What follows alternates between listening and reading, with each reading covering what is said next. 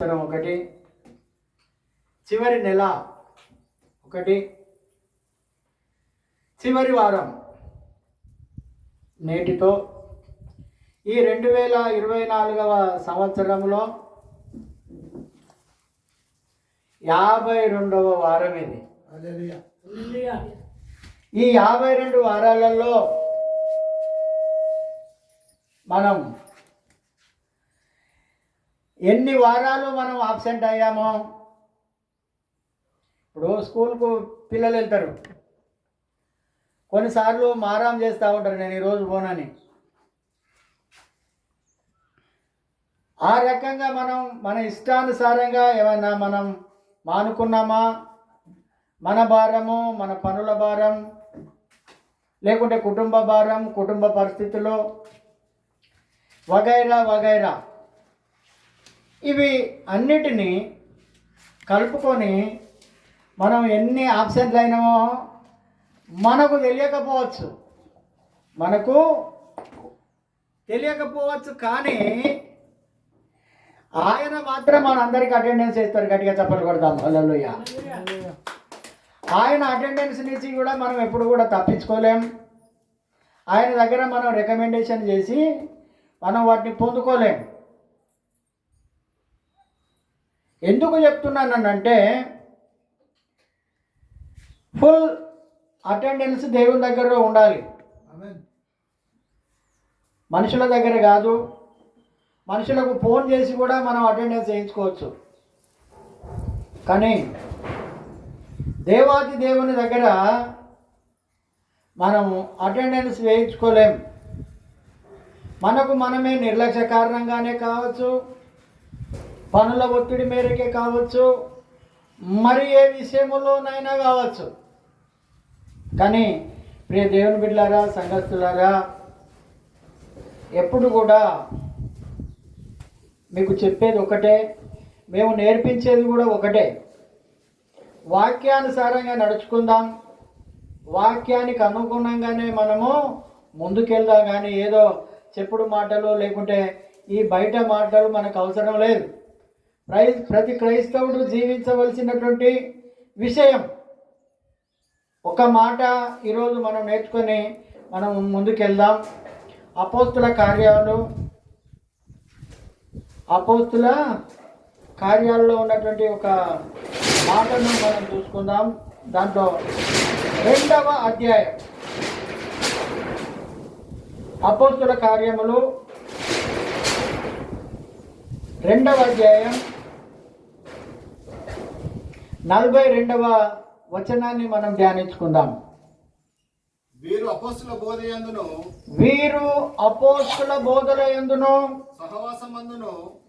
సహవాసమందును రొట్టె విరుచుటయందును ప్రార్థన చేయుటయందును ఇది సంఘ క్రమం. దేవుడు మనకు నేర్పించేటువంటి మాటలు ఏంటి అంటే, ఫస్ట్గా దేవుని యొక్క మాటలను మనం వినాలి. ఇక్కడ ఉన్నటువంటి బోధను వినాలి. ఏదో చెప్పుడు బోధలే కానీ, కల్పిత బోధలే కానీ, బైబిల్లో లేని బోధలే కానీ ఇక్కడ జరగవు. బైబిల్లో ఉన్నదే జరుగుతుంది. బైబిల్లో ఉన్న బోధలే మేము కూడా బోధించడానికి ప్రయత్నం చేస్తాం, కానీ మా ఇష్టానుసారంగా మాకు ఇష్టమైనటువంటి మాటలను బోధించడానికి మేము ఇక్కడికి రాలేదు. సంఘము కట్టబడాలి అనంటే, సంఘము క్షేమాభివృద్ధి కలగాలి అనంటే, ఆయన మాట్లాడేటువంటి మాటలలో ఏముండదంటే, అపోస్తుల బోధ అది తప్పనిసరి అవసరమై ఉన్నది. అపోస్తుల బోధ మీద మనందరం కూడా కట్టబడాలి. ఇంకొక మాటలు ఏమంటున్నాడనంటే, సహవాసం అంటే ఎప్పుడు కూడా మందిరాన్ని మనం విడవకూడదు. ఎప్పుడు కూడా మందిరాన్ని విడవకూడదు. ఇప్పుడు సపోజ్గా ఎక్కడన్నా పెళ్ళికో, లేకుంటే పేరంటానికో, లేకుంటే ఏదో అకేషన్కో, వేరే గ్రామాలకో ప్రాంతానికో మనం వెళ్ళినప్పుడు అక్కడ అన్ని మర్యాదలు మనకు ఉన్నా కానీ మన జీవితం ఎక్కడ ఉంటుందమ్మా? మన ఇంటి మీదనే ఉంటుంది. హల్లెలూయా. అది గుడిసె కానీ, అది ఏదన్నా కానీ మరలా నువ్వు నీ ఇంటికి వస్తేనే నిమ్మలం. అక్కడ ఏమి లేకపోని మన ఇంట్లో. ఇది సంఘం. ఇక్కడ మన అందరం కూడా నేర్చుకోవాల్సింది ఏంటని అంటే ఇది మన ఇల్లు, దేవుడు మనకిచ్చినటువంటి ఇల్లు. అందుకే ఈ సహవాసములో మనందరం కూడా పాలి పంపులు పొందుకోవాలి. ఒక్కరిద్దరైనా పర్లేదు, 1000 మంది మనకు అవసరం లేదు. ఆయన అంటున్నాడు, ఎక్కడ 2, 3 నా నామమున ప్రార్థన చేస్తారో నేను వారి మధ్యలో ఉంటానన్నాడు ఆయన. హల్లెలూయా. 1000 మందితో లేకుంటే లక్షల మందితో లేకుంటే కోట్ల మందితో మనం ఆ సంఘంలో ఉంటే కూడా ఆ సంఘ సేవకునికి నీ పేరు తెలియదు, నీ ఊరు తెలియదు, అసలు నువ్వే ఎవరో తెలియదు. అందుకే నేను చెప్తున్నా, ఇప్పుడు మన కుటుంబంలో 10 మంది ఉన్నా 10 మంది పేర్లు మనకు తెలిసి ఉంటాయి. అలా చప్పట్లు కొట్టండి. 1000 మంది ఉన్న సంఘంలో నీ పేరు తెలియదు, నువ్వు ఎందుకు వస్తున్నావో తెలియదు, ఎందుకు పోతున్నావో తెలియదు. ఇది సంఘం. అందుకే సహవాసములో కలిసి ఉండాలి. ఈ 3వ విషయం ఏంటంటే రొట్టె విరుచుట. హల్లెలూయా. రొట్టె విరిచేటువంటి కార్యక్రమాల్లో కూడా పాలి పంపులు పొందుకోవాలి. మనం మందిలో పోయి అన్నం తింటామా అమ్మ? మనం మంది దగ్గర పోయి మనం ఏమైనా చేయగలుగుతామా? చేయలేం. మన ఇంట్లో ఉన్నదే అది ఏమంటారు, గడికైనా అంబలైనా, అంతేనా? అవ్వగారింటికి పోతే మాడి చెక్కలు తిన్నా కానీ మా అవ్వగారి అంటారట. ఏది అవునా కదా? ఇప్పుడు అవ్వగారింటికి ఎందుకు పోతాను, ఇక్కడనే నీకు మంచిగా ఉన్నది కదా అమ్మాయి, నువ్వు అక్కడికి ఎందుకు పోతాను అని అంటే మా అవ్వగారి ఇక్కడ మాడి చెక్కలు తిన్నా కానీ అది మా అవ్వగారి.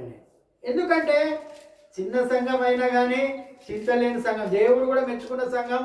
చిన్న మంద మీరు భయపడకూడదు అన్నాడు ఆయన. హల్లెలూయా. చిన్న మంద మీరు భయపడకూడదు. అందుకే అంటున్నాడు రొట్టె విరుచుట యందు. ఇప్పుడు మన పరులు ఎంతకాలం భోజనం పెడతారు మనకు? 3 రోజులు అయితే మురికి చుట్టాం. మళ్ళా అదైనా ఒకరోజు చికెన్ తేవచ్చు, ఒకరోజు మటన్ తేవచ్చు, ఒకరోజు చేపలు తేవచ్చు, ఒకరోజు గుడ్లు తేవచ్చు, ఒక పూట అది కావచ్చు. మళ్ళీ రాత్రికి వచ్చారు, మళ్ళీ రాత్రుకు పప్పు పచ్చిపులుసు కానీ మనం మిగిలిపోతాం. అందుకే చెప్తున్నాను, ఇది దేవుని యొక్క క్రమం, ఇది నా క్రమము. ఏదో నేను సొంతంగా మీకు బోధించి ఏదో మీకు చెప్పాలని కాదు. ఇక్కడ ఆయన చెప్పేది ఏంటంటే రొట్టె విరుచుట యందు కూడా మనందరం ఏ రకంగా ఉండాలి? సహవాసంలో ఉండాలి, మందిరంలో ఉండాలి. అందుకే ఇంకొక విషయం ఏమంటున్నాడంటే ప్రార్థన చేయుట యందు. ప్రార్థన చేయాలి. హల్లెలూయా. సంఘం కోసం ప్రార్థన చేయాలి. ఎప్పుడు కూడా నా కొడుకు బాగుండాలి, నా బిడ్డ బాగుండాలి, నాకు మంచి ఉద్యోగం కావాలి, నాకే పంట పండాలి, నా గొర్రె మేక మందలు, నా దుక్కిటెత్తులు, నా పాడి పంటలు, లేకుంటే నాకు ఇదే కావాలి అదే కావాలని ఎప్పుడైతే మనం ప్రార్థించకూడదు. మన సంఘములో ఏదేదైతే అవసరాలు ఉన్నాయో మొదటిగా నీ సంఘ క్షేమం గురించి ప్రార్థన చేస్తే అప్పుడు దేవుడు నీ కుటుంబంలో కార్యాలు చేయడం ప్రారంభిస్తాడు. గట్టిగా చప్పట్లు కొట్టండి. ఎప్పుడు కూడా ప్రార్థన చేయాలి. ఇప్పుడు మనం ప్రార్థన ఎక్కువ లేదు మన సంఘంలో. ఇంటికి పోయిందంటే బైబిల్ పక్కన పెట్టేస్తున్నాం, మన పనులు మనం చూసుకుంటున్నాం, మళ్ళీ ఆదివారం నాడే మనం వస్తున్నాం. ఎప్పుడో తప్పితే 10 నిమిషాలు 5 నిమిషాల్లో ప్రార్థన చేస్తున్నాం తప్ప వేరే చేయడం లేదు. దేవునికి ఇవ్వవలసినటువంటి సమయము మనం ఇవ్వడం లేదు. దేవునికి ఇవ్వవలసిన సమయము ప్రార్థన జీవితంలో మనం కనపడాలి, సేవా జీవితంలో కనపడాలి, పరిచర్య జీవితంలో మనం దేవునికి కనపడాలి. సరే మీరు వృద్ధులు కాబట్టి మీరేం చేయాలని అంటే ప్రార్థన చేయాలి. హల్లెలూయా. ప్రార్థన అత్యంత ప్రాముఖ్యమైనది. నువ్వు ఎప్పుడైతే ఇతరుల కోసం ప్రార్థన చేస్తావో, ఎప్పుడైతే నువ్వు అనేకుల కోసం ప్రార్థన చేస్తావో ఆ ప్రార్థనే నేను వింటా అంటున్నాడు. వారి కోసం నువ్వు ఎప్పుడైతే ప్రార్థన చేస్తావో, వారి కోసం ప్రార్థన చేస్తావో అప్పుడు నీ కుటుంబం సక్రంగా ఉంటుంది. హల్లెలూయా. ఎప్పుడు మన గురించి ప్రార్థన చేస్తే దేవుడు వినడమ్మా. ఆ మాట కూడా మత్తయి సువార్తలో ఉంది. నేను చూపిస్తా చూడండి. మత్తయి సువార్తలో ఉంటుంది.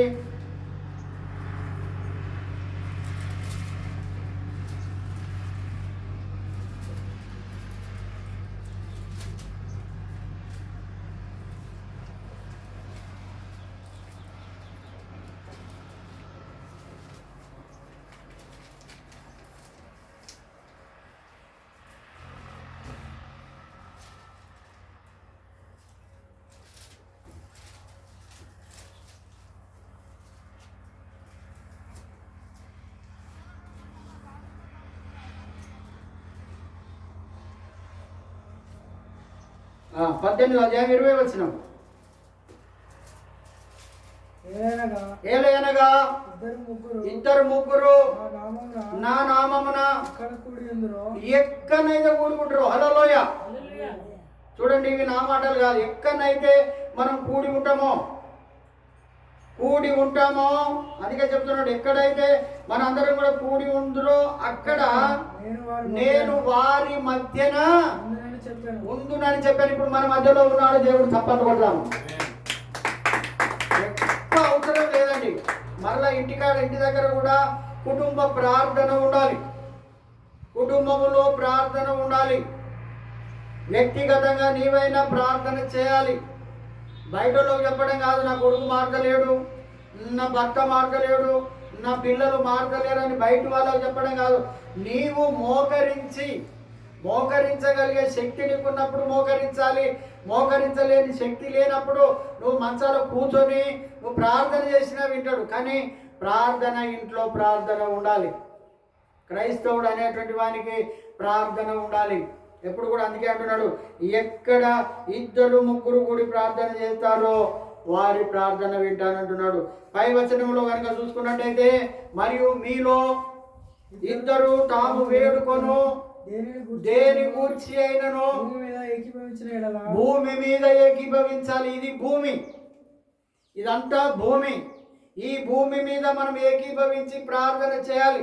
మనం ఒకరు ప్రార్థన చేస్తుంటే ఆ ప్రార్థన మనది కాదన్నట్టుగా మనం ఉండకూడదు. ప్రార్థన చేస్తుంటే ఇతరులతో మాట్లాడకూడదు. ప్రార్థన అయినప్పుడు అటు ఇటు బయట తిరగకూడదు. ప్రార్థన ఏకీభవించకపోతే కూడా కార్యాలు జరగవు. జాగ్రత్త, ఏకీభవించాలి. ఇవి దేవుని మాటలు. ఎప్పుడు కూడా దేవుని మనసును ఆయాస పెట్టామో దేవుడు మనలను ఆయాసపడతాడు. హల్లెలూయా. అందుకే ఇక్కడ చెప్తున్నాడు, ఏమంటున్నాడు అంటే, మీరు దేని గురించి ఏదైనా కానివ్వండి, అక్క నా కోసం ప్రార్థన చేయి, అన్న నా కోసం ప్రార్థన చేయి. మనము అడగవలసింది అది. నువ్వు ఎంతమందిని అడుగుతున్నావు ఒక్క రోజులో? మన ప్రార్థన మనం సరిపోదు. మనం అనుకుంటాం నేనే ప్రార్థన పరుడని అనుకుంటాం, నేను లేకుంటే అతడు ఆమె నేను ప్రార్థన పరులం అనుకుంటాం. కానీ పరమున వినబడాలి ఆయన మన ప్రార్థన. హల్లెలూయా. ఆయన వినాలి. అందుకే ఇక్కడ అంటున్నాడు, ఏమంటున్నాడు అంటే, మీరు దేని గురించి ఏదైనా కావాలా, నీకు ఏదైనా ప్రార్థన అవసరం ఉన్నదా, అది సంఘంలో వివరించాలి. హల్లెలూయా. సంఘ సభ్యులందరూ కూడా ప్రార్థన చేయవలసినటువంటి అవసరత ఉన్నది. అందుకే ఇక్కడ మాట్లాడుతుంది దేని గురించి, అది ఏదైనా కానివ్వండి. ఇది దేవుని యొక్క మాట, ఇది సంఘంలో మాట్లాడేటువంటి మాట. దేని గురించైనా మనము ప్రార్థన చేయవలసినటువంటి అవసరం ఉన్నది. ఒకసారి నిర్గమకాండం ఒక మాట తీయండి. నిర్గమకాండంలో ఒక మాట, ఇవన్నీ కూడా చూపిస్తాను మీకు. నిర్గమకాండం 15వ అధ్యాయం.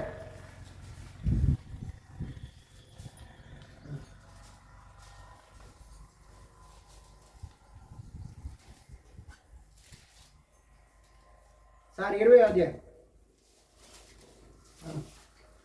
24వ వచనం. మంటి బలిపీఠంలో నా కొరకు చేసి దాని మీద నీ దహన బలులను సమాధాన బలులను నీ గొర్రెలను నీ ఎద్దులను అర్పింపవలను. నేను నా నామము జ్ఞాపకార్థముగా నుంచు ప్రతి స్థలములోను నీ యొద్దకు వచ్చి నిన్ను ఆశీర్వదిస్తాను. గట్టిగా చెప్పాలనుకుంటండి. హల్లెలూయా. ఇవి దేవుని మాటలమ్మ, చాలా జాగ్రత్తగా వినాలి. బలి అర్పించాలి. మనకు మనమే అర్పణమైపోవాలి. మనకు మనమే. ఇక్కడ అంటున్నాడు, ఏమంటున్నాడు, మంటి బలిపీఠమును ఆయన కొరకు చేయాలి. కష్టపడాలి మన చేతులతోటే. కొంతమంది అంటారు కట్టిన పోయాట కట్టిన పెట్టిన పొయ్యి కట్టిన ఇల్లు. నువ్వు చేసేది ఏమున్నది? మన చేతులారా మనము కష్టపడి కట్టుకున్నటువంటి సంఘం. అందుకే ఇక్కడ అంటున్నాడు, ఇక్కడ దాని మీద నీ దహన బలి అర్పించాలి. నువ్వు దహనము కాకపోతే నీ కోరిక సిద్ధించబడదు, నీ కార్యము జరగదు. నువ్వు వస్తానే ఉంటావు, పోతానే ఉంటావు, కానీ నువ్వు దహన బలి అర్పించకపోతే నీ కార్యాలు జరగవు, దహనమైపోవాలి. అందుకే రోమీయులకు రాసిన పత్రికలో ఏమంటున్నాడు అని అంటే, సజీవ యాగముగా మనం ఏమైపోవాలట? ఆయన ఎదుట సమర్పించుకోవాలి. మనము సజీవ యాగముగా నేను కాదు ఈ మందిరంలో. ఇప్పుడు పోలీస్ స్టేషన్ పోయినోడు ఉంటాడమ్మా, వాడు గట్టిగానే బయటికి వెళ్తాడా? పోలీస్ స్టేషన్ పోయిన వాళ్ళు ఉంటారు కదా అమ్మ, పోలీస్ స్టేషన్ పోయిన వాళ్ళు ఉంటే దెబ్బలు పడకుండా వస్తారా? మరి మందిరానికి వచ్చినటువంటి నీవు, ఇది మందిరం. అందుకే అంటున్నాడు ఒక చోట, నా సన్నిధికి నిన్ను రమ్మన్న వాడెవడు? ఇక్కడ మాట్లాడుతున్నాడు, ఇక్కడ సజీవ యాగముగా మనము బలి అయిపోవాలి. మనకు ఉండబడేటువంటిది మొత్తం ఇక్కడ ఆయనకి ఇచ్చేయాలి. ఏమంటున్నాడు అంటే, నీ బలులను సమాధాన బలులు దేవునికి నువ్వు అర్పించాలి. నీకు కష్టం ఉన్నా అర్పించాలి, కష్టం లేకపోయినా అర్పించాలి. బలులు చాలా రకాలున్నాయమ్మ. బైబిల్ గ్రంథంలో బలులు చాలా ఉన్నాయి. అందుకే సమాధాన బలులను, నీ గొర్రెలను, నీ ఎద్దులను అర్పించాలి. ఎవరి కోసం? ఆయన అంటున్నాడు, మీకోసం, మీ పిల్లల కోసం ఏడవండి. మీరు నా కోసం ఏడవలసిన పని ఏం లేదు. నువ్వు అర్పించడం ముందుగా నేర్చుకోవాలి. అర్పణ, దేవునికి అర్పణ. చాలా మంది అంటే అర్పణ అంటే ఏదో మామూలుగా కొట్టి తీసి పారేస్తారు కొంతమంది. మనమే ఒక అర్పణ కావాలి. మనమే ఒక అర్పణ కావాలి. ఈ అర్పణ విషయం నాకు తెలియదు. చిన్నప్పుడు నేను 2వ క్లాసులో 3వ తరగతి ఉన్నప్పుడు ఆ చర్చిలో ఒక పాట ఉండేది. ఏ పాట అంటే, ఆర్పింతు దేవా నాదు తనువు మనసు సకలం చేకొను ప్రీతితో. హల్లెలూయా. ఏంటనంటే, నా తనువు, ఇది తనువు అంటారు కదా అమ్మ, ఏమంటారు? ఇది తనువే, మట్టి తనువు. ఇది ఈ తనువు మనం ఆయనకు అర్పించకపోతే సుఖానికి అలవాటు పడద్దు. దేవుని మందిరంలో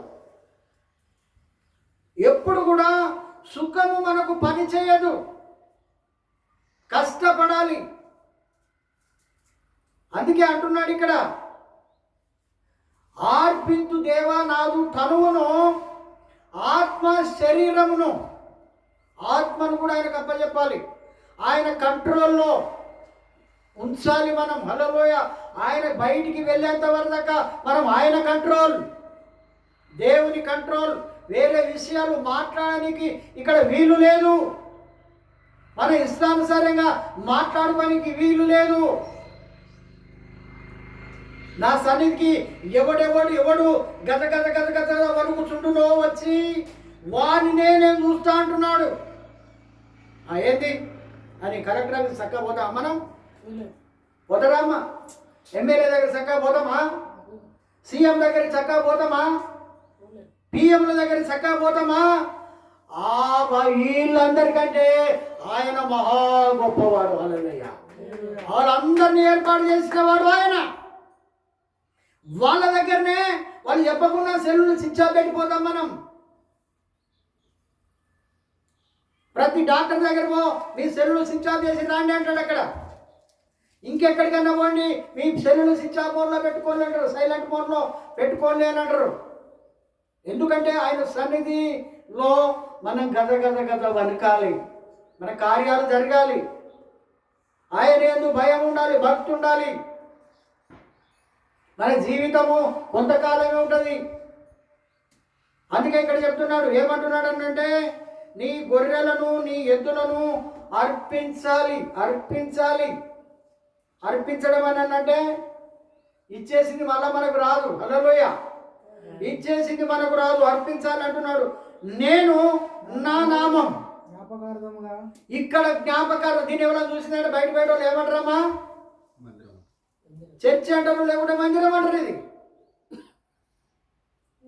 నా మందిరం అంటున్నాడు. ఏమంటున్నాడు? నా నామమును నేను నా నామము జ్ఞాపకార్థముగా ఉంచు ప్రతి స్థలములోను నేను నీ యొద్దకు వస్తానంటున్నాడు. గట్టిగా చప్పట్లు కొట్టాడు. హల్లెలూయ.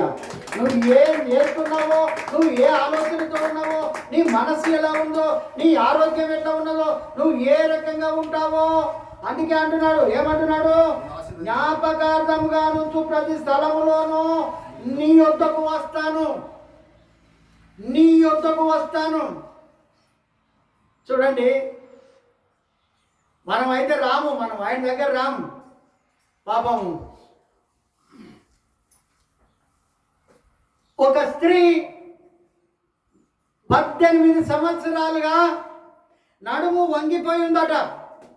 అమ్మ చాలా జాగ్రత్త వినండి. నడుము వంగిపోయినటువంటి ఆ స్త్రీ ప్రతిదినము మందిరాన్ని విడవకుండా వస్తుందట. గట్టిగా చప్పట్లు కొట్టండి. హల్లెలూయ. ఒక్క ఆబ్సెంట్ కూడా లేదు.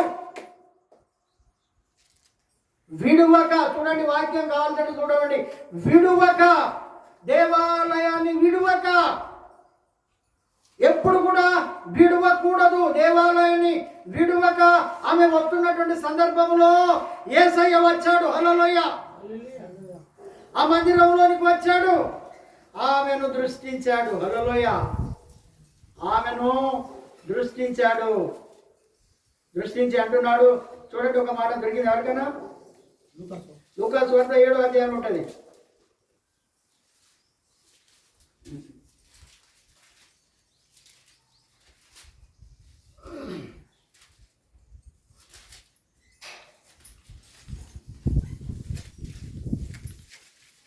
ఆ 13వ అధ్యాయంలో ఉన్నది, 10వ వచనంలో ఉన్నది. 18 ఏళ్ల నుండి బలహీనపరచు దయ్యము పట్టిన ఒక స్త్రీ అచ్చట ఉండెను. ఆమె నడుము వంగిపోయి ఎంత మాత్రమును చక్కగా నిలబడలేకుండా ఉండెను. యేసు ఆమెను చూశాడు. హల్లెలూయ. ఆమెను చూడాలి. దేవుడు మనలను చూడాలి. మనం ఏదో యేసే బొమ్మ పెట్టుకొని చూడడం కాదు, ఆయన ఒక విగ్రహం కాదు. మనలను ఆయన చూడాలి. ఇంతకుముందు మనం చదువుకున్న వాక్యంలో కూడా నేను నీ దగ్గరికి వస్తానని ఉన్నాడు. అక్కడ నేను నీ దగ్గరికి వస్తాను, నిన్ను పరిశీలన చేస్తాను. అందుకే ఇక్కడ మాట్లాడుతున్నాడు, ఆమెను చూచి రమ్మని పిలిచాడు ఆయన. హల్లెలూయ. ఆయన చూడడమే కాదు, నిన్ను పిలిచే దేవుడు, నన్ను పిలిచేటువంటి దేవుడు. పిలిచి, అమ్మా, నీ బలహీనత నుండి విడుదల పొంది ఉన్నామని ఆమెతో చెప్పగానే ఆమె నడుము మోగిపోయిన ఆమె చక్కగా నిలబడడం జరిగింది. ఇక్కడ చక్కగా నిలబడ్డాది. ఎంతమంది లేపినా లేవలేదు, ఎన్ని మందులు వాడినా లేవలేదు, ఎంత ప్రయాసపడ్డా లేవలేదు. ఆమె లేచి నిలబడ్డాది అక్కడ. అందుకే నీ బలహీనత నుండి విడుదల పొంది ఉన్నామని ఆమెతో చెప్పి ఆమె మీద చేతులు ఉంచగానే ఆమె చక్కగా దేవుని మహిమపరచాలి. ఆయన అంటున్నాడు, దేవుడు ఏమంటున్నాడు అనంటే, ఈమె కూడా అబ్రహాము కుమార్తె. ఈమె కూడా అబ్రహాం కుమార్తె. మనం కూడా అబ్రహాం కుమార్తెలు కావాలని అంటే మనలో ఉన్న చెండాలమంతా బయటికి వెళ్ళిపోవాలి, మనలో ఉన్న కల్మషం అంతా బయటికి వెళ్ళిపోవాలి, మనలో ఉన్న కోపాలు, క్రోధాలు, గర్వాలు, అహంకారాలు బయటికి వెళ్ళిపోవాలి. ఆమె అనుకున్నది, ఇక నా జీవితం ఇంతే, నా బ్రతుకు గింతే, నన్ను ఎవరు సరి చేయలేరు, నన్ను ఎవరు బాగు చేయలేరు, ఏ డాక్టర్ చేయలేడు, ఏ వైద్యుడు చేయలేడు, ఎవరు కూడా చేయలేరు అని అనుకున్నది. అనుకుంటూనే ఎంతమంది అని ఉండవచ్చు. ఏంటమ్మా ఇన్ని సంవత్సరాల నుంచి పోతున్నావు, ఇన్ని సంవత్సరాలైంది నీ రోగం వచ్చి, మీ దేవుడు బాగు చేసే దేవుడేమో, నువ్వు ఇంతకాలం ఎందుకు పోతున్నావనంటే ఎవరి మాట కూడా ఆమె ఖాతరు చేయలేదమ్మా. ఎవరి మాట కూడా ఖాతరు చేయకుండా ప్రతి దినము దేవాలయానికి విడవకుండా వెళ్ళినట్టుగా మనం చూస్తా ఉన్నాం. హల్లెలూయా. ఎవరైతే క్రమము తప్పకుండా వెళ్తారో ఆ కుటుంబంలో అద్భుతాలు జరుగుతాయి, ఆ కుటుంబంలో మేలులు జరుగుతాయి, ఆ కుటుంబంలో అనేక దీవెనలు జరుగుతాయి, ఆ కుటుంబంలో అనేకమైనటువంటి అద్భుత ఆశ్చర్యమాత్కార్యాలు జరిగే అవకాశం ఉంది. మనం కూడా ఇంటి దగ్గర ప్రార్థన చేయాలి. ఏదో ఇంటికి పోగానే ఇక మనకు బడి అయిపోయిందని చిన్నపిల్లలుగా స్కూల్ విద్యార్థులుగా బ్యాగు పడేసినట్టు మనం బ్యాగు పడేనికి వీలేదు. మనము కూడా ఆయనతో మమేకమై మన ఇంటి దగ్గర కూడా ఉండాలి, ప్రార్థన చేయాలని పరిశుద్ధాత్మ దేవుడు తెలియజేస్తున్నాడు. ఒకరి కొరకు ఒకరు ప్రార్థన చేసుకోవాలి, ఒకరి విన్నపముల కోసం ఒకరు ప్రార్థన చేసుకోవాలి. దేవుని సన్నిధి అందుకే అంటున్నాడు సొలొమోను భక్తుడు కూడా మందిరం గురించి దినవృత్తాంతాల 2వ గ్రంథంలో 7వ అధ్యాయంలో మాట్లాడుతున్నాడు. మందిరం గురించి ఒక మాట మనం చూసుకుందాం. 7వ అధ్యాయం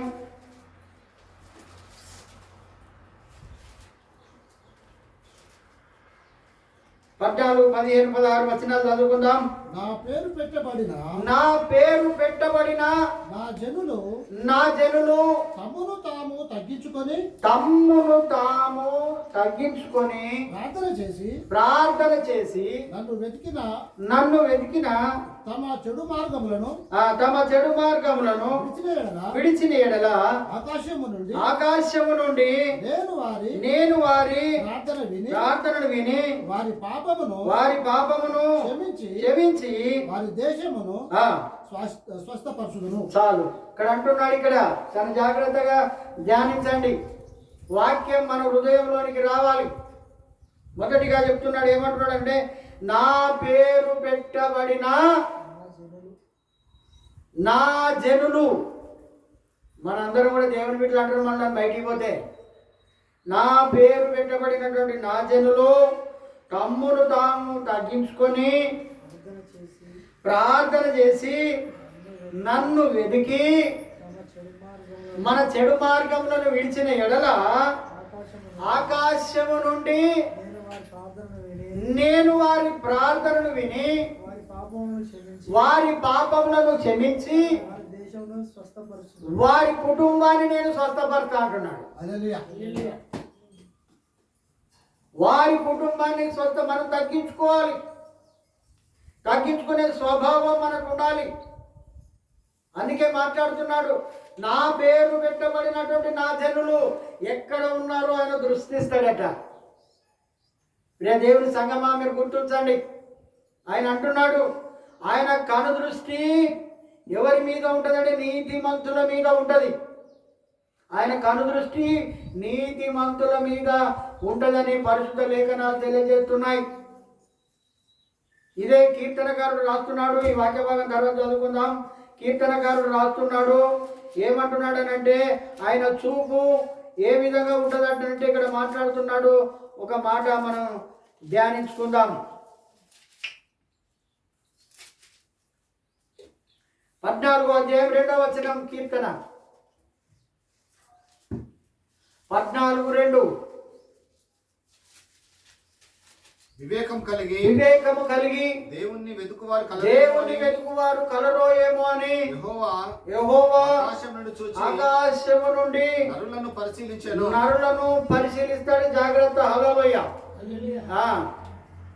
మనం ఇక్కడ ఏమో చెడుగా మాట్లాడుకున్నా ఆయనకు ఆ మాట వినబడుతుంది. అక్కడ నువ్వు ఇంట్లో గుసగుస పెట్టుకున్నా కానీ ఆ మాట మిద్దెల మీద నేను ప్రకటిస్తా అంటున్నాడు ఆయన. అందుకే చెప్తున్నాడు, ఎవరైతే ఆయన వైపు తిరిగి ప్రార్థన చేస్తారో, ఆయన కోసం ఎదురు చూస్తారో, ఆయన కోసం ఎదురు చూసేటువంటి వాళ్ళు ధన్యులు అంటున్నాడు ఇక్కడ. అందుకే అంటున్నాడు, ఆకాశం నుండి చూసి నరులను పరిశీలన చేస్తూ ఉంటాడు ఆయన. మనలను పరిశీలన చేస్తూ ఉంటాడు, అంటే పరీక్ష చేస్తూ ఉంటాడు మనలను. మనల్ని ఎవరు చూస్తలేరులే, నా కొడుకులు చూస్తలేరు, నా బిడ్డలు చూస్తలేరు, నా భర్త చూస్తలేడు, నా భార్య చూస్తలేదు అని మనం చెప్పుకుంటూ ఉంటాం. కానీ చూసే దేవుడు మనల్ని చూస్తూ ఉన్నాడు, జాగ్రత్త. అందుకే ఇక్కడ అంటున్నాడు, ఇక్కడ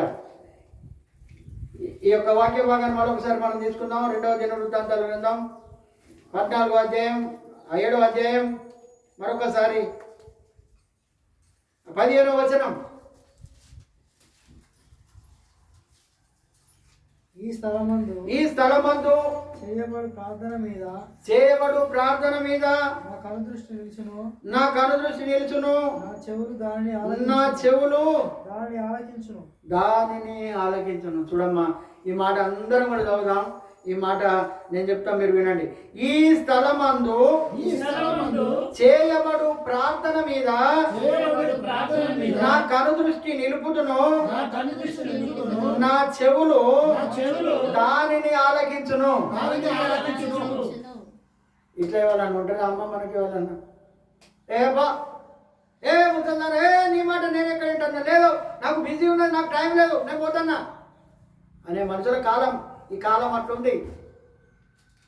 కానీ మనం నమ్మినటువంటి దేవుడు అంటున్నాడు ఇక్కడ, ఈ స్థలమందు, ఈ స్థలమే వడ్డీదేం కాదమ్మా, ఈ స్థలము ఆయన ఏర్పాటు చేసుకున్న ఏర్పాటులో ఒక భాగం. ఆయన అనాది కాల సంకల్పంలోనే ఏర్పాటు చేసుకున్నాడు ఇది.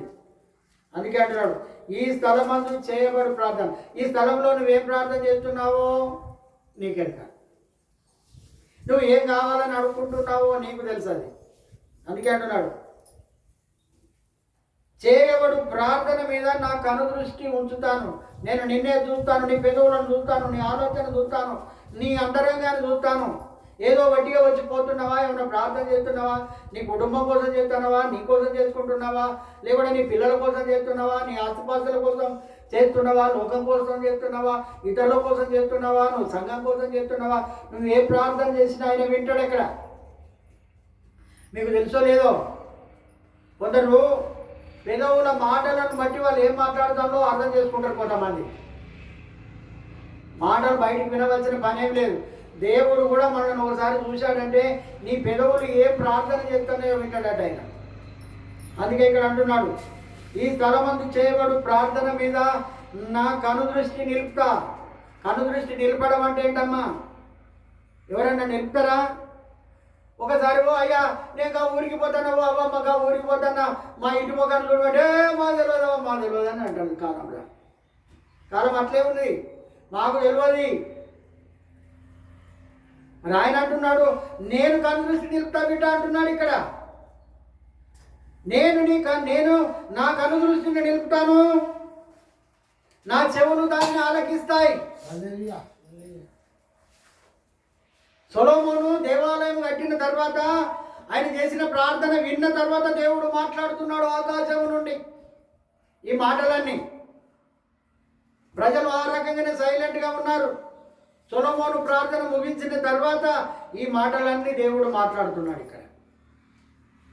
ఇంకో మాట ఏమంటున్నాడు అంటే, నా పేరు ఈ మందిరానికి నిత్యముగా ఉండునట్లుగా, ఎల్లప్పుడూ ఉండునట్లుగా నేను దాన్ని కోరుకొని పరిశుద్ధపరిచాను. నేను హల్లెలూయా, దీన్ని నేను పరిశుద్ధపరిచాను. పరిశుద్ధ పరిస్థితిని నా దృష్టి నా మనస్సును నిత్యము దాని మీద నిలుపుతాను. నిత్యం, ఎల్లప్పుడు. మనం ఇంకొక అర్ధగంట అయితే వెళ్ళిపోతాం. మనం ఇంకొక అర్ధగంట అయితే వెళ్ళిపోతాం మనం. కానీ ఆయన ఎప్పుడు కూడా తన కనుదృష్టిని నేను నిలుపుతాను అంటున్నాడు ఇక్కడ. ఏదో సీసీ కెమెరాలు పెట్టాల్సిన పని ఏం లేదు, ఇంకేదో చేయాల్సినటువంటి పని లేదు. అందుకే అంటున్నాడు, నా పేరు ఈ మందిరముకు నిత్యముగా ఉండునట్లు. నిత్యం అంటే ఎల్లకాలం, సదాకాలం, ఈ భూమి ఉన్నంత వరకు నిత్యం ఉండునట్లుగా నేను దాన్ని కోరుకొని పరిశుద్ధ పరిచాను. కోరుకొని నేను పరిశుద్ధ పరిస్థితిని, నా దృష్టి అంటే నా చూపు, నా దృష్టి, నా మనస్సు. మనం అంటున్నాం ఎక్కడికైనా పోతే నా మనసు ఇక్కడ లేదంటాం. నా మనసు అంతా ఇంటికానే ఉన్నదంటాం. లేకుంటే నా మనసు అంతా మా పొలంకానే ఉన్నదంటాం. లేకుంటే మనకున్న దాని మీద ఉంటుంది. హల్లెలూయ. ఏది ఎవరి మనసు ఉన్నట్టుగా? లోతు భార్య మనసు ఉన్నట్టుగా. మన మనసు అంతా ఎడిపోయినా కానీ వెనకకు తిరిగి చూడొద్దంటే వెనక తిరిగి చూద్దాం మనం. కానీ దేవుని మనసు ఇక్కడ ఉంచుతానని మాట్లాడుతున్నాడు. ఇంకొక మాట 2వ దినవృత్తాంతాల గ్రంథంలో 25వ అధ్యాయంలో 8 నుంచి 10 వచనాలు ఒకసారి చదువుకుందాం.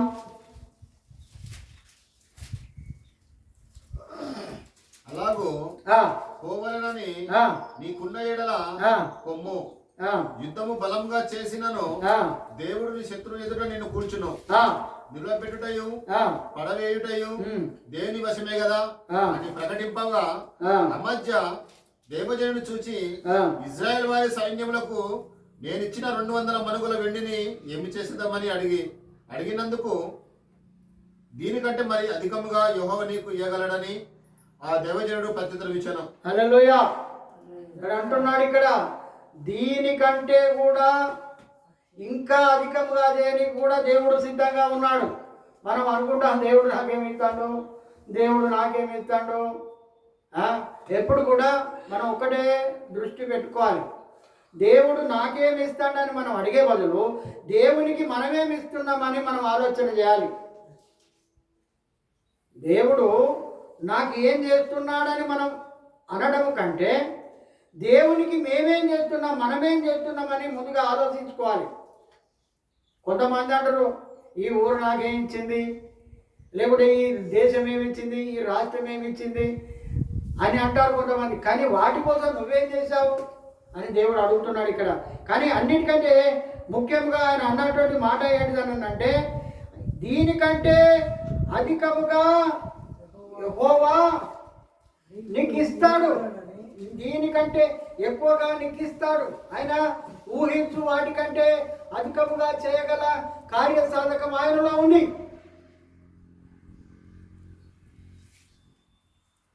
దేవుని పని చేయాలి. ఒక మందిరం నిలబడాలన్నా, ఒక కుటుంబం కట్టబడాలన్నా, లేకుంటే ఒక జీవితం బాగుపడాలన్నా దేవుని పని చేయాలి. దేవుని పని చేయకపోతే దేవుడు నీ పని చేయడు.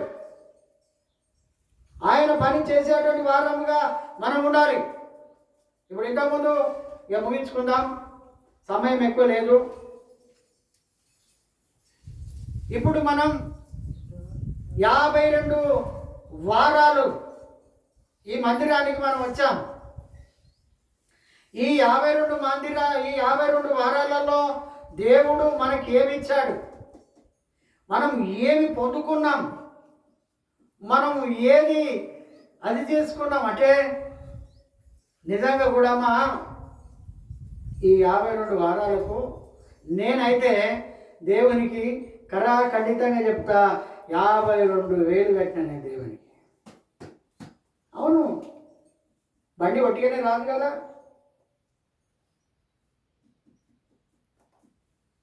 కానీ ఇక్కడ రాకపోవచ్చు, నాకు ఈ కాలంలో నేను నా జీవిత కాలంలో ఆయన ఇవ్వకపోవచ్చు. కానీ ఇక్కడ దొరకకున్నా అక్కడ నాకు ఉంటుందన్న నమ్మకం నాకున్నది. హల్లెలూయా. మనం ఆనందంగా ఉంటాం, సంతోషంగా ఉంటాం. దేనికోసం? నేను మన ఒక బట్టల షాప్ పోతే ఆయన ఏమంటాడు ఎరికేనా, అరే నువ్వు రిటైర్మెంట్ అయినా ఇంత మంచిగున్నది ఏందే, ఒక్కొక్కడు రిటైర్మెంట్ 3-4 సంవత్సరాలు, 10 సంవత్సరాలు బతుకుడు కట్టాం. ఎందుకంటే మనం దేవుల్లో ఉంటే చీకు ఉండదు, చింత ఉండదు, బాధ ఉండదు, కష్టం ఉండదు, ఇరుకు ఉండదు, ఇబ్బంది ఉండదు, వ్యాధి ఉండదు. చెప్తున్నాడు ఆయన. దేవుల్లో నిలబడి ఎవడైనా నిలబడ్డానని తలుచుకునేటువంటి వాడు పడిపోకుండా చూసుకోవాలి.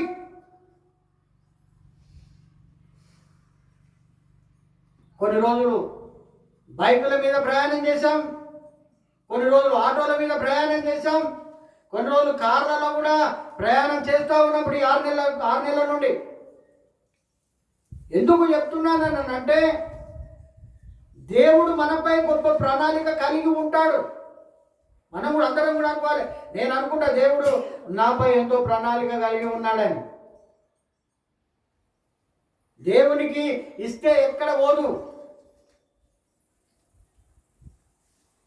అందుకే చెప్తున్నాడు ఇక్కడ, ఆయన దగ్గర సకల సమృద్ధి ఉంది, సకల ఐశ్వర్యాలు ఉన్నాయి. ఆయన ధనవంతుడై ఉండి కూడా మన కోసం ఆయన దరిద్రుడయ్యాడు. దాదాపుగా ఇక్కడ ఈ స్వార్థ పరిచర్య ఈ యొక్క మందిరంలో మనం ప్రార్థన చేయబడి దాదాపు 5-6 ఏళ్ళు అవుతుంది. ఈ 5-6 సంవత్సరాలలో ఎంత డబ్బు వృధా అయిపోయిందో చూడండి. మామూలుగా కాదమ్మా, ఊహించుకోనికి చాలా భయంకరంగా కనపడుతూ ఉంటుంది. కానీ ఏది అని అంటారు కొంతమంది. కానీ మనం జీవించి ఉన్నామంటే అదే గొప్ప. ఆయన మనం కాపాడుతున్నందుకు అదే గొప్ప, మనం దీవిస్తున్నందుకు అదే గొప్ప, మనల్ని ఆశీర్వదించి నీకు అదే గొప్ప. ఏం కావాలి చెప్తున్నాడు ఇక్కడ. ఆయన అంటున్నాడు ఏది కూడా వదవలేదు, ఏది కూడా. దావీదు అంటున్నాడు, ఈ మందిరాన్ని కట్టడానికి నా కష్ట స్థితిలోనే నేను ఇచ్చేసాను అంటున్నాడు. దేవునికి ఇవ్వకుండా నువ్వు ఏం పొందుకోలేవు. భూమిలో పంట విత్తనం వేయకుండా పంట కొయ్యలేవు. నువ్వు పిడికడి విత్తనాలు పట్టుకొని కన్నీళ్లతో విత్తేటువంటి వాడు సంతోష గానాలతో పనులు మోసుకొని వెళ్తాడని పరిశుద్ధ గ్రంథం తెలియజేస్తుంది. దేవునికి ఇవ్వడం నేర్చుకోవాలి. ఎవరికో పెడతాం, డాక్టర్లో పెడతాం, యాక్టర్లో పెడతాం, వానికి ఎవరికో పెడతాం, వీనికి ఎవరికో పెడతాం. మనం దేవుని ఆజ్ఞ ప్రకారం నడుచుకోవాలి. జాగ్రత్త. హల్లెలూయా. దేవునికి అనుకూలంగా మనం జీవించాలి. ఇవన్నీ చెప్పుకుంటూ పోతే మనకు సమయం సరిపోదు. అందుకే దేవుడు అంటున్నాడు, నువ్వు ఊహించు వాటికంటే నువ్వు అనుకోవు. మొదటిగా సమాధానం కలిగి ఉండాలి, ప్రేమ కలిగి ఉండాలి. అన్నిటికంటే ముఖ్యంగా ప్రేమ ప్రేమ ప్రేమ అంటున్నాడు ఇక్కడ. అవి ఎప్పుడైతే మనం కలిగి ఉంటామో, దేవుని యొక్క సన్నిధానంలో మనం నిలబడతామో, ప్రతి ఒక్కటి కూడా దేవుడు మనకు అనుకూలంగా మనకి ఇస్తాడు. ప్రియ దేవుని బిడ్డలారా, ఈ సామెతల గ్రంథంలో మనం చదువుకున్నటువంటి 6వ అధ్యాయంలో మొత్తం ఎవరి గురించి ఉన్నది? సోమరి గురించి ఉన్నది, స్త్రీల గురించి ఉన్నది, నానా రకాలుగా స్నేహితుల గురించి ఉన్నది దీంట్లో. ఇవన్నీ కూడా ఇవన్నీ బయట మనం అవలంబించేది, కానీ దేవుని మాటలు మనకు అవసరమై ఉన్నాయి. దీంట్లో చాలా ఉన్నాయమ్మా. ఈరోజు అయిపోదు ఇది. ఈ మాటలు ఈ రోజుతో మనం చెప్పుకుంటే ఇది అయిపోదు. అందుకే పరిశుద్ధాత్మ దేవుడు తెలియజేస్తున్నాడు. చాలా విషయాలు ఉన్నాయి దీంట్లో. సోమరి కదలలేడు, లేవలేడు, పని చేయలేడు. చాలా సోమరి వారి గురించి బైబిల్ గ్రంథం చాలా రకాలుగా రాయించి పెట్టాడు పరిశుద్ధాత్మ దేవుడు సొలొమోను ద్వారా. అందుకే చెప్తున్నాను ఇక్కడ, మనం ఎప్పుడు కూడా దేవుని యందు భయభక్తులు కలిగి జీవించేటువంటి వారముగా మనం ఉందాం. హల్లెలూయా. అందుకే చివరి మాట మనం చూసుకుందాం 6వ అధ్యాయంలో. భర్తకు పుట్టు రోషము మహారౌద్రం గలది, కాలమందు అట్టివాడు కనికరింపడు. చూడండి, భర్తకు కోపం వచ్చిందా ఎవడు ఆపినా ఆపడు. మన భర్త ఎవరు? యేసు ప్రభు. మన భర్త యేసు ప్రభు. అందుకే ఇక్కడ అంటున్నాడు, భర్తకు పుట్టు రోషము మహారౌద్రము గలది, ప్రతీకారం చేయు కాలమందు అట్టివాడు కనికరపడు. ఎవడన్నా భార్యను కోరుకున్నా అంటే పక్కపడ్డాడు ఎవడన్నా పోతాడా? పోడు. ఎందుకు అని అంటే ఇంకా వానికి మహాకోపం వస్తుంది, మహారౌద్రం. వాడు ఏం చేస్తాడో కూడా తెలియదు. అందుకే మన పెద్దలు చెప్పారు, భార్యను కొట్టే దగ్గరికి పోవద్దు, కట్టెలు కొట్టే దగ్గరికి పోవద్దని. అది ఏదో చిత్తాంతో తెలియదు. ఆ గాలి ఎడు తిరుగుతుందో కూడా మనది మహారౌద్రం, మన దేవునికి మహారౌద్రం కలుగుతుంది మనం చెడు పనులు చేసినప్పుడు, దేవునికి అనుకూలంగా లేనట్టయితే. అందుకే అంటున్నాడు, ఇంకో మాట ఏమంటున్నాడు, ప్రతీకారము చేయు కాలమందు అట్టివాడు కనికరపడడు. మనం కనికరపడం. మన శ్రమల కాలంలో ఉన్నప్పుడు, ఇప్పుడు చిన్నపిల్లలు మనకి ఇష్టం లేదు చేస్తే మాత్రం ఎంత ఏడ్చినా మనం ఇవ్వగలుగుతామా? దేవుడు కూడా అంతే. లేదు నన్ను ఎక్కడి నుంచి తెప్పిస్తామంటామండి, రాంది నేను ఎక్కడి నుంచి చేసేయాలి, ఇది నన్ను ఇబ్బంది పెడుతున్నది, ఇవన్నీ చెప్తున్నదని బయటికి చెప్పేస్తాడు. నువ్వు ఎంత ఏడు నువ్వేనా చేసుకో అని ఇక్కడ చెప్తున్నాడు. ప్రతీకారం చేయి కాలమందు అట్టివాడు కనికరపడడు. మనం ప్రతీకారంలో ఉన్నప్పుడు నన్ను కరుణించుమా యేసు కాపాడుమా నీ తట్టు కనులెత్తుతున్నా. ఆయన కనులు ఎత్తడిగా, ఆయన ప్రతీకారంలో ఉన్నాడు. మన మీద ప్రతీకారం తెచ్చుకున్నటువంటి సమయంలో ఆయన కనికరపడడిగా, జాలి పడడు, కొన్ని రోజులు అప్పగిస్తాడు. అందుకే ఇక్కడ అంటున్నాడు, ప్రాయశ్చిత్తం ఏమైనా నీవు చేసినను, ప్రాయశ్చిత్తం చేసినా కానీ వాడు లక్ష్య పెట్టాడు. మీరు ఏమని ఏమని చెప్పండి, కానీ నేను మాత్రం వినను గాక వినను అంటాడు. నేను వినను గాక వినను. కనికరపడు. ప్రాయశ్చిత్తం ఏమైనా నువ్వు చేసినను వాడు లక్ష్య పెట్టాడు. నువ్వు ఏది చెప్పినా వాడు వినడు. అందుకే ఎంత గొప్ప బహుమానములు నువ్వు ఇచ్చిననో అవసరం లేదు. ఎంత గొప్ప బహుమానములు నువ్వు ఇచ్చినా కానీ ఆయనకు అవసరం లేదు. ఎందుకంటే ఆయన కోపం చల్లారదు. ఆయన కోపము చల్లారదు. ఆయన కోపము చల్లబడాలి అని అంటే మరలా యథావిధ స్థానానికి వచ్చి మనము తగ్గించుకొని ప్రార్థన చేయవలసిందే. కోపం వస్తుంది, నీకే కోపం వస్తుందా, దేవునికి కూడా కోపం వస్తుంది, అందరు కూడా కోపం. అందుకే ఇక్కడ అంటున్నాడు, భర్తకు పుట్టు రోషము మహారౌద్రం గలది, ప్రతీకారం చేయి కాలమందు అట్టివాడు కనికరపడడు. ప్రాయశ్చిత్తం ఏమైనా నువ్వు చేసినను వాడు లక్ష్య పెట్టడు. నువ్వెన్ని చేసినా కానీ, బుధగరిచ్చినా కానీ ఆయన చేయడు. ప్రాయశ్చిత్త ఎంత గొప్ప బహుమానములు మేము ఇచ్చినా కానీ ఆయన తీసుకోడు. నా ప్రాణం ఇచ్చిన అయ్యా నేను నీకే నా ప్రాణాన్ని ఇస్తాను కానీ ఆయన తీసుకోడు. ఎందుకంటే మన మీద కోపం మీద ఉన్నప్పుడు దేవుని మెల్లమెల్లగా మనము ఆయనలో ఉండనికే ప్రయత్నం చేయాలి, ఆయనతో గడపనికే ప్రయత్నం చేయాలి, ప్రార్థన చేయనికే. మనకు మొదటిగా చెప్పినటువంటి ఆ 4 మాటలలోనే ఈ సేవ జరుగుతుంది. హల్లెలూయా. ఏమంటున్నాడు? మొదటిగా సహవాసమందును, రొట్టె విరుచుటయందును, ప్రార్థన చేయుటయందును, సహవాసం. చూడండి మళ్ళీ 2:42 సహవాసం, రొట్టె విరుచుట, ప్రార్థన ఎడతెగక ఉండాలి. మనకి ఈ 3 విషయాలు దేవుని దగ్గర మనం ఉండాలి. హల్లెలూయా. మనందరం ప్రార్థన చేస్తే చేతలేం. ప్రార్థన చేస్తే మందిరం నింపుతుంది. మనం ప్రార్థన చేస్తలేం, ఇంటికి పోయి అన్నీ మర్చిపోతాం. మందిరం గురించి చేస్తలేం, మన కుటుంబం గురించి చేస్తలేం, లేకుంటే మన పరిస్థితుల గురించి చేసుకుంటలేం, మనం ఎవరి గురించి చేసుకుంటలేం. ఒక్కరు చేసిన ప్రార్థన అది అంగీకారం కాదు. సరే, మంచిది. దేవుడు ఈ కొద్ది మాటలు దీవించను కాక మనం ప్రార్థన చేసుకుందాం.